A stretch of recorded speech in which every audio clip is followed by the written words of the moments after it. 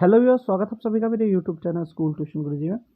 बच्चों, हम कर रहे थे आपका चैप्टर ग्रेविटेशन या गुरुत्वाकर्षण, और आज इसमें हम करने वाले हैं एग्जाम्पल के क्वेश्चन आंसर।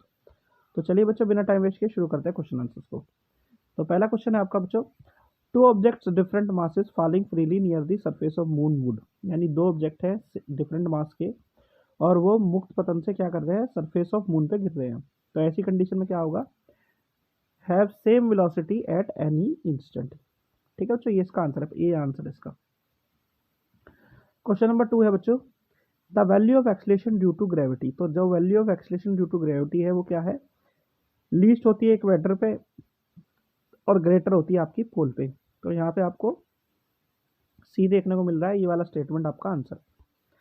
क्वेश्चन नंबर 3 देख लेते हैं बच्चों। क्वेश्चन नंबर 3 है, the gravitational force between two object is F if masses of both objects are half without changing the distance between them, then the gravitation force would be। तो gravitational force क्या हो जाएगी, F/4 हो जाएगी। ये important question है बच्चों, क्योंकि ये आपके एनसीईआरटी के एक्सरसाइज में भी आपको देखने को मिले थे। ठीक है बच्चों, क्वेश्चन नंबर 4 देख लेते हैं बच्चों। क्वेश्चन नंबर 4 है, a boy is whirling a stone tied with a string in a horizontal circular path if the string breaks the stone. यानी एक बच्चा क्या है, पत्थर को बांध करके और इस तरीके से घुमा रहा है धागे से। तो अगर बीच में स्ट्रिंग टूट जाए तो वो क्या होगा, सीधा जाएगा।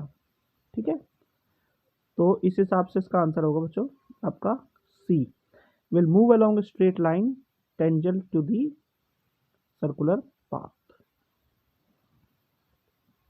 क्वेश्चन नंबर 5 देख लेते हैं। क्वेश्चन नंबर 5 क्या कहता है, an object is put one by one in 3 liquids having different density. The object floats with 1/9, 2/11 and 3/7 parts of their volume outside the liquid surface in the liquid of density D1, D2 and D3 respectively. Which of the following statement is correct? तो इनका जब point में आप answer निकालेंगे बच्चों, आपको मिलेगा D वाला आपका आंसर करेक्ट है। ठीक है, क्वेश्चन नंबर 6 देख लेते हैं। क्वेश्चन नंबर 6 है, in the relation F is equal to capital G capital M small m upon d square the quantity G। तो क्वांटिटी जी क्या है, यूनिवर्सल कांस्टेंट ऑफ नेचर है, यानी यूनिवर्सल ग्रेविटेशन कांस्टेंट के बारे में बात कर रहा है ये। ठीक है बच्चों, चलिए क्वेश्चन नंबर 7 देख लेते हैं बच्चों। क्वेश्चन नंबर 7 है आपका, law of gravitation gives the gravitation force between. तो ये क्या देता है, any two bodies having the same masses. ठीक है, इसके बारे में देता है ये। क्वेश्चन नंबर 8 देख लेते हैं बच्चों। क्वेश्चन नंबर 8 है, the value of quantity capital G in the law of gravitation. ये क्या है, is independent of mass and radius of the earth होती है, क्योंकि ये क्या है, कांस्टेंट वैल्यू होती है बच्चों। तो बच्चों ये वाला पार्ट होता है वीडियो का, यही कंप्लीट। बाकी के बच्चे क्वेश्चंस को करेंगे हम नेक्स्ट वीडियो में। आशा करता हूँ आपको वीडियो अच्छी लगी होगी। Thank you.